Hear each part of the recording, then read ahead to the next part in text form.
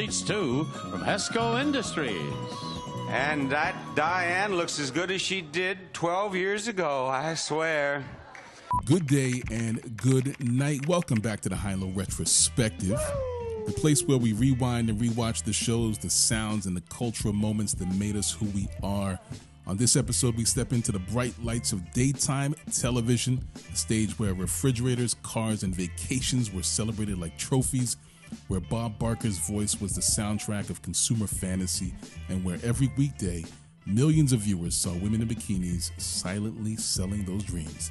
This one's about The Price is Right and the paradox of its showcase models known as Barker's Beauties, women who became iconic fixtures of the show while also being treated as replaceable props.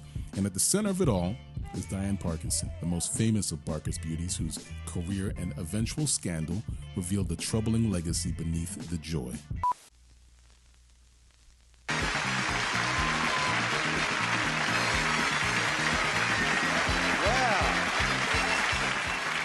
Hi, Monica. Hi. You notice when Monica came down the aisle, they came alive back there. At its core, The Price is Right was a game of consumer knowledge. Contestants, pulled from the studio audience with the famous call to come on down, competed to guess the prices of everyday products, from grocery items to living room furniture, from bedroom sets to shiny new cars. Players had to show they knew the cost of the American dream. Winning meant walking away with the product itself. It was simple, addictive, and family-friendly, but its appeal was more than the game. It was the spectacle, the spinning wheel, the flashing lights, and the presentation of prizes. And that's where Barker's Beauties came in. Well, no, actually, Bob, I've been thinking about the world situation lately, and I just like to make a political statement. And we will return with more of The Price is Right after these words.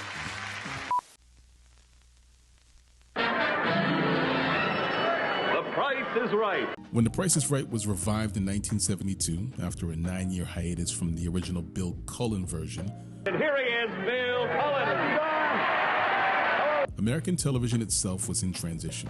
Game shows were cheap, bright, and perfect for daytime audiences, but they also carried an old-fashioned gender dynamic. Men hosted, men spoke, men guided the show, while women smiled, pointed, and displayed. On The Price is Right, those women became a permanent fixture. They were glamorous, they were instantly recognizable, and yet they seldom spoke. Their job was to embody desire, whether it was for a washer-dryer set, a luxury car, or a Hawaiian vacation. The show promised family-friendly entertainment, but its structure relied on a very specific, very traditional idea: women as ornaments in the consumer fantasy. Now, to understand The Price is Right in the 1970s and the 1980s, you have to see it in the context of how women were framed across television. Shows like Three's Company, The Love Boat, or Charlie's Angels, they leaned hard on the bikini episode, the wardrobe change, the suggestion that women's bodies were the true hook for ratings. The difference was that on those shows, women at least had lines, characters, and arcs, even if those arcs were written through the male gaze. The Price is Right stripped even that away. Its models, Dian Parkinson, Janice Pennington, and Holly Hallstrom, they weren't characters. They were silent, smiling fixtures, embodying the fantasy of the product more than the personalities in their own right. Where sitcoms offered storylines draped in sex appeal, The Price is Right offered no storyline at all, just display. That made the show's models feel less like co-stars and more like living commercials. And in fact, that's exactly what they were. In advertising of the same era, women were the face of cars, cleaning products, and beer. Glamorous figures meant to draw eyes, but rarely given voice. The difference is that advertising rotated its faces. The Price is Right didn't. For nearly 2 decades, women like Dian Parkinson performed the same role every weekday, becoming iconic cultural figures while being trapped in the same paradox. Instantly visible, but never fully heard.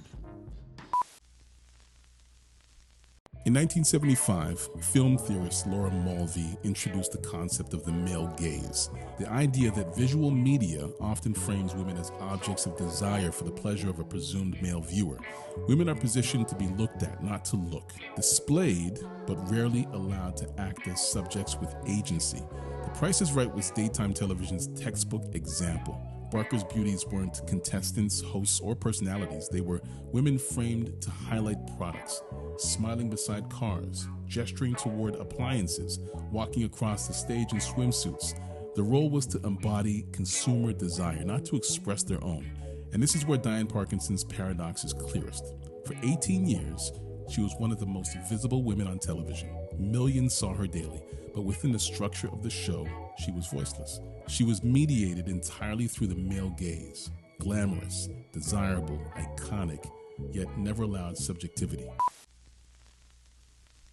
Diane looks as good as she did 12 years ago, I swear. What's she wearing? Is she wearing that long gown again? Oh, she is, isn't she?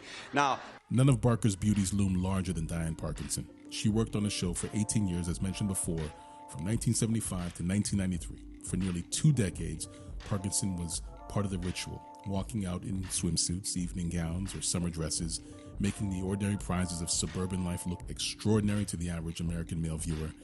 Long before The Price is Right, Dian Parkinson had built a career in beauty and performance. So at the age of 18, a sponsor had seen me, asked me if I wanted to meet Miss USA. I found myself getting on a bus and going to DC to meet the reigning Miss USA. And as I stepped off the bus, I was surrounded by the press, who announced I was the first contestant to be in the Miss USA pageant. And that's where the whole whirlwind began in my life. From there, I competed and won the Miss DC pageant, and then I won the Miss USA World pageant, and I found myself going to London and competing for Miss World, and I was first runner-up for Miss World. So it was a pretty exciting time in my life. Then before I knew it, I found myself being asked by Bob Hope to go to Vietnam to be a member of the troupe for the USO Christmas tour. I will never forget that. By the time she joined The Price is Right in 1975, Parkinson was already a seasoned model and performer. That history mattered. It gave her poise and presence that made her stand out among Barker's beauties, quickly turning her into the unofficial face of the show.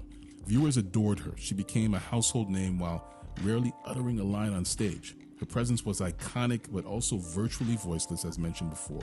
The paradox was clear. She was as central to The Price is Right as Bob Barker himself, but structurally invisible. By the early 1990s, Parkinson leaned into her fame outside the show, appearing twice in Playboy magazine, once in December 1991 and again in May 1993. For some fans, it was a bold move, proof she could control her own image, but it also underscored the paradox she had always lived in. Her visibility was still framed almost entirely through how she looked, not through what she had to say. Her exit in 1993 marked the end of an era. Officially, she left to pursue other interests, but soon after, Parkinson made headlines in a different way. To know that the lovely Diane is leaving The Price is Right to pursue other interests. In 1994, Dian Parkinson filed a sexual harassment lawsuit against Bob Barker. She alleged that she had been pressured into a 3-year sexual relationship under threat of losing her job. Barker admitted to the relationship, but insisted it was consensual. Yes, that came as a complete surprise to me, but I don't know whose idea that was, but whoever thought of it, I'd like more of that kind of stuff. Yeah. Parkinson eventually dropped the case, citing health concerns from the stress of litigation, but the scandal lingered. It punctured the wholesome image of The Price is Right and cast new light on the precarious position of its models. They were central to the show's identity, but their careers and reputations were tightly bound to the power of the host and producers. For many viewers, it became harder to reconcile the joy of Come On Down with the darker realities behind the curtain. So what do we make of The Price is Right today? On one hand, it's remembered as a joyful institution, shiny sets, spinning wheels, and Bob Barker reminding us to spay and neuter our pets.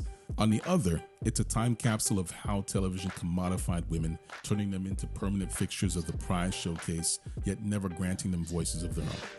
But that paradox didn't end with the 1970s or 80s. Women are still commodified in media today. Reality dating shows like The Bachelor or Love Island still frame contestants' bodies as spectacle, editing their stories into archetypes. Music videos continue to place women as ornamental figures for male stars. or push women performers to embody desirability as a condition of stardom. And on platforms like Instagram and TikTok, women often function like Barker's Beauties for the algorithm, positioned as living billboards where beauty and visibility are interchangeable currencies. The gaze has shifted platforms, but not its power. What once played out in a brightly lit studio now plays out millions of times a day on the devices in our pockets. That's the unsettling legacy.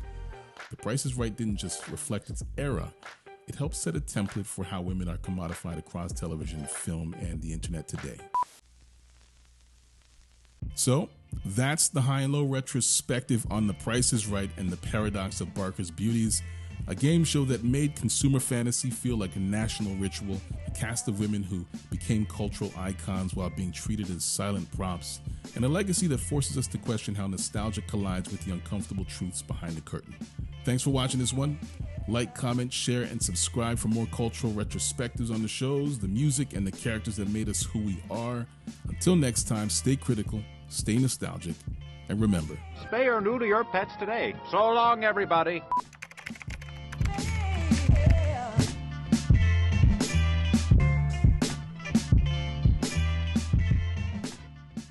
$1,473 or $1,864.